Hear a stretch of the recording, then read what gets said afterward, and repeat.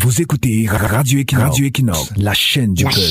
La chaîne du peuple. Bonjour. Notre aîné Edmond Kamgia parle souvent des profito-situationnistes, c'est-à-dire des profiteurs des situations, une manière élégante de désigner ceux et celles que nous appelons au quartier les profiteurs. L'autre jour, à l'occasion du combat de Francis Ngannou, nous avons eu une illustration type du profito-situationnisme, pas seulement au niveau de nos gens du 6 novembre, mais également chez le reste des Camerounais. Nous avons vu un peuple en liesse fier de voir le drapeau et l'hymne du Cameroun trôner sur le toit du monde le temps du combat, après et avant le combat. C'était l'hystérie générale. Certains ont versé des larmes, inondés par des émotions intenses. Toute la nation était fière de voir un fils du pays, un Camerounais trôner sur la tête du globe. Côté dirigeant, on s'est déployé à faire vivre l'événement aux Camerounais. Dans les médias gouvernementaux, c'était l'extase. Malgré la défaite prononcée par les juges, frères jumeaux des juges de notre Conseil constitutionnel, les Camerounais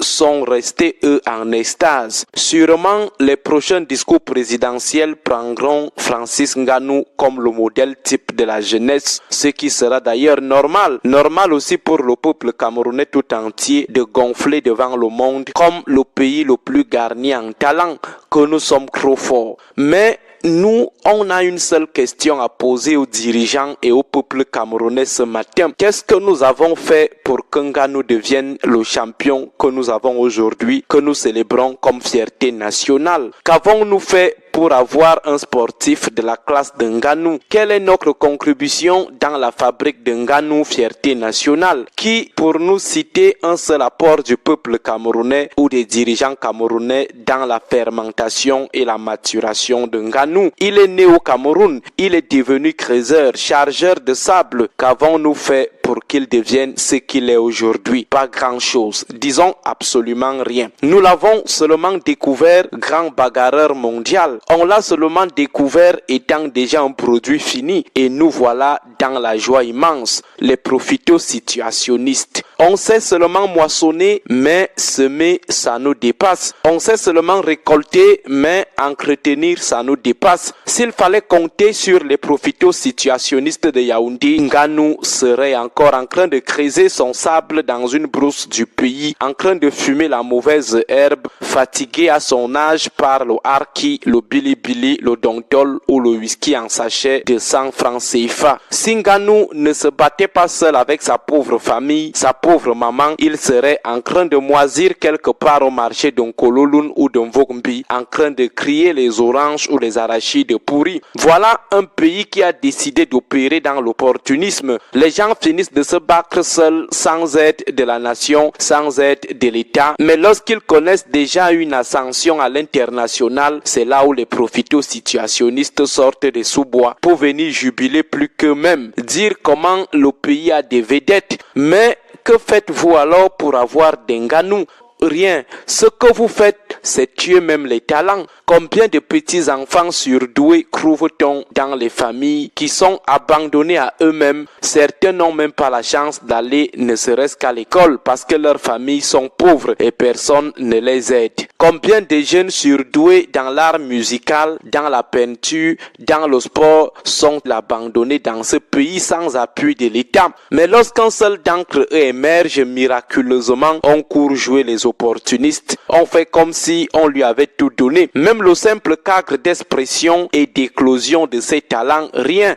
Art musical, nous avons quelle prestigieuse école de musique, nous avons quelle salle de spectacle. Football, les joueurs de première et de deuxième division partagent encore les lits avec les petits frères et les petites sœurs dans la maison familiale. Les plus nantis louent des idiots de fortune à Eligejwa ou à Etoameki avec des impayés de croix 3 à 4 mois. Avec le football qui se rajeunit en Occident, ça devient de plus en plus difficile pour ces gaillards abandonnés à eux-mêmes de passer les tests là-bas, car l'âge, souvent coupé en deux, pèse sur leur corps face aux enfants de 17 ans d'Europe. Les volleyeurs et les basketteurs discutent les rangs dans les baignetariats chaque matin et chaque soir. Pendant ce temps ailleurs, l'encadrement des talents, c'est toute une politique. Ceux qui font dans les sports de combat ici, c'est dans les coins isolés des quartiers qu'ils s'entraînent encore avec des sacs remplis de sable accrochés sur des goyaviers. Aucune infrastructure, aucune structure d'encadrement, aucun entretien. Mais dès qu'on entend que l'un d'entre eux est devenu international, on court récolter le prestige. S'ils refusent de garder la nationalité camerounaise, d'évoluer sous les couleurs du Cameroun, on le couvre d'insultes sur Facebook. Pourtant, quand il s'est démerdé à être ce qu'il est aujourd'hui, personne n'était à ses côtés. La nation ne lui a rien offert. Et le comble de ce profito-situationnisme, c'est lorsque le politique opportuniste hypocrite court se filmer avec le miraculé, le cite dans ses discours comme modèle. Mais qu'a-t-il fait alors pour avoir des talents comme lui, en dehors d'abandonner ou de tuer ses talents, ses génies? Et les miraculés en question courent souvent Kounya raconter comment, s'ils sont ce qu'ils sont aujourd'hui, c'est grâce aux politiques. Un pays vraiment à l'envers. On dirait une nation dépossédée. Bonne journée à tous. Radio Equinox 93 FM, 93 FM, la chaîne du peuple. 93 FM, la chaîne du peuple. La chaîne du peuple.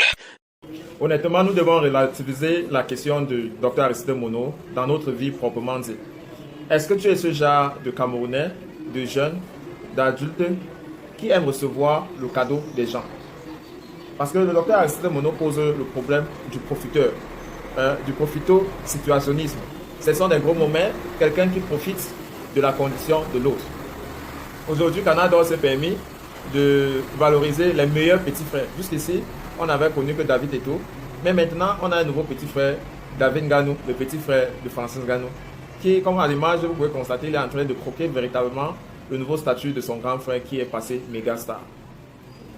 Et est-ce qu'on peut faire le distinguo entre lorsque ce sont les membres de la famille, des amis, des copines qui profitent et quand c'est le gouvernement tout entier? Je pense que le problème que le docteur Aristide Mono essaie de poser, c'est un problème de la responsabilité qu'incombe le gouvernement à accompagner ses citoyens. Voyez-vous, les grands noms comme les Samuel Eto'o, les Roger Mila, les Théophile Abega, si on ne peut rester que dans le foot, il y en a comme ça dans plusieurs autres disciplines, même si leur renommée a connu un peu de difficultés, eh bien, ils n'ont pas toujours profité de l'accompagnement du gouvernement parce que les structures pour le faire n'en existent véritablement pas. Aujourd'hui, grâce aux efforts de la CAN que le Cameroun a finalement abrité en 2021, le Cameroun est doté des infrastructures de dernière génération, même si tous ne sont pas opérationnels. Je peux rappeler aux dernières nouvelles, la CAF a confirmé le stade d'Amadou Ahidjo de Yaoundé et celui de Koué contre le Bafoussam pour pouvoir abriter les matchs de catégorie A, CAF A, B, C et D. Mais cela n'en retire rien sur le gymnasme d'Olymbe qui est toujours attendu ou alors celui de Chapeau.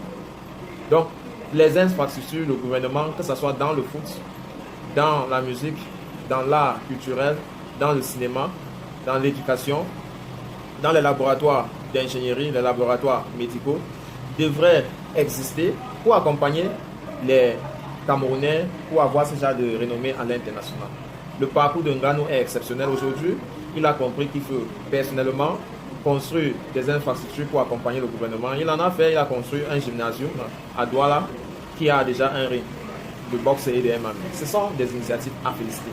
Donc, le gouvernement de Biya nous pose un problème parce qu'il en a finalement fait de cette instance de profit-là quelque chose de palpable au point de citer dans des discours présidentiels.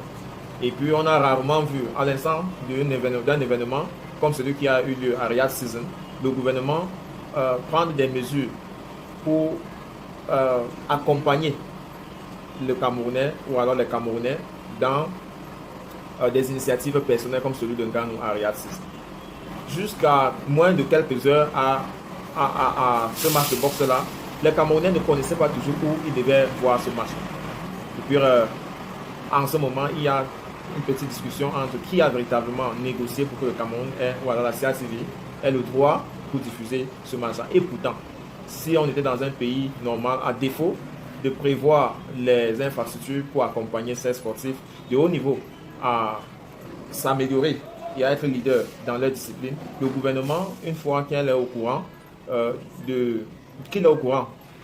des grands événements comme ce match de boxe-là, devient prendre le taureau par la corne et faire en sorte que le peuple puisse profiter de ces instances-là et puisse se servir du retombé de ça pour inspirer la jeunesse. Mais elle va passer très vite et la question c'est, comme quelqu'un l'a posé quelque part dans sa réflexion, qu'avons-nous fait de nos anciens héros?